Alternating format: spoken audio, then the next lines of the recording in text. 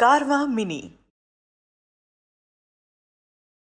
भोक्तारं यज्ञतपसां सर्वलोकमहेश्वरं सुहृदं सर्वभूतानां ज्ञात्वा मां शान्तिं रक्षति. The sages, knowing me as the ultimate purpose of all sacrifices and austerities, the supreme lord of all planets and demigods, and the benefactor and well-wisher of all living entities, attain peace from the pangs of material miseries. So when the anger is gone from the body, fear is gone from the body, and desires, material desires, are also gone from the body, then a person can understand Supreme Lord. And what is that understanding? Bhoktaram yagya tapasam. So far Krishna has told, give up the results of your work. In between he gave hints that your senses should be engaged in my service, to offer it to me. Now clearly Krishna is telling, Bhoktaram yagya tapasam.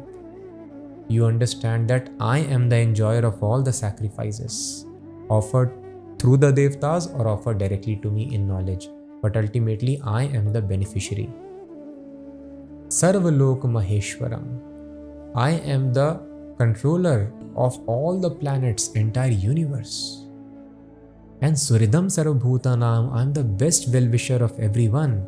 Gyatva Mam. So such a yogi, only when we are free from all the urges, anger, fear and desires, we can understand this. Otherwise, as long as we are controlled by the material urges, we cannot understand about God. Shantim Rachati. When a person understands this, then he gets Shanti. This is peace formula. So we have to understand Krishna is a supreme enjoyer. We should work for his enjoyment.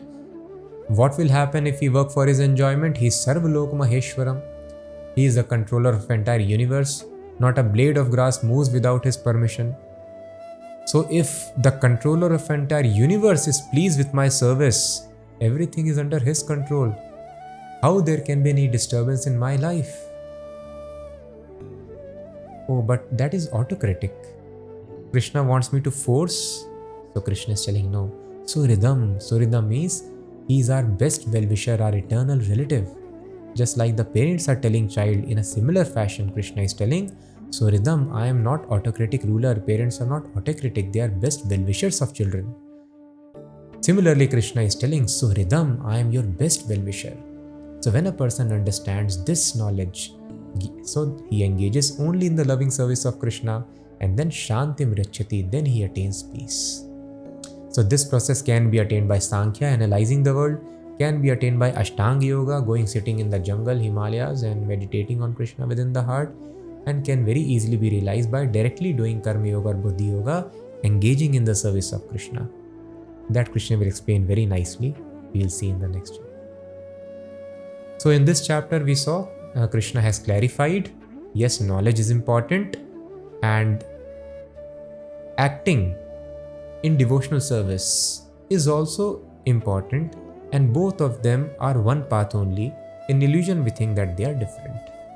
Still, the path of Karma Yoga is better because very soon, it does not take many births. If one is sincere, in one birth one can attain God. Achirena digachati. And this path is full of bliss, full of pleasure. Controlling senses could be very difficult. One may wonder how to control anger, how to do this thing. It becomes very easy for a Karma Yogi because he is always enjoying the pleasure of meditating upon Krishna. There is no time for him to think about anything else. People have praised me, given honor to me, criticized me, given me dishonor, my senses are happy, in distress.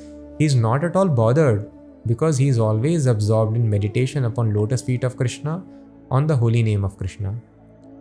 So thus, when a person engages in service, then there is pleasure in the life. There is no time to become angry. Nobody can disturb him. There is no other desire because he is satisfied by virtue of his service, loving service to Krishna. So this becomes very easy, and it is practical also. When we engage in service of Krishna, we will see automatically all the senses become gradually silent. It becomes very easy, the self-control. So Krishna is telling this process is more important. Then he explained the situation of yogi. Yogi is always on platform of equanimity. Unless equanimity is there, it is not possible to understand God. One should work for the welfare of other living entities. Real welfare is to bring them to spiritual platform immortality so that they don't have to accept these temporary dresses. And to attain that supreme platform, this process of Ashtanga Yoga Krishna has given brief. And the details, whether that should be followed or not, will be explained in the next chapter.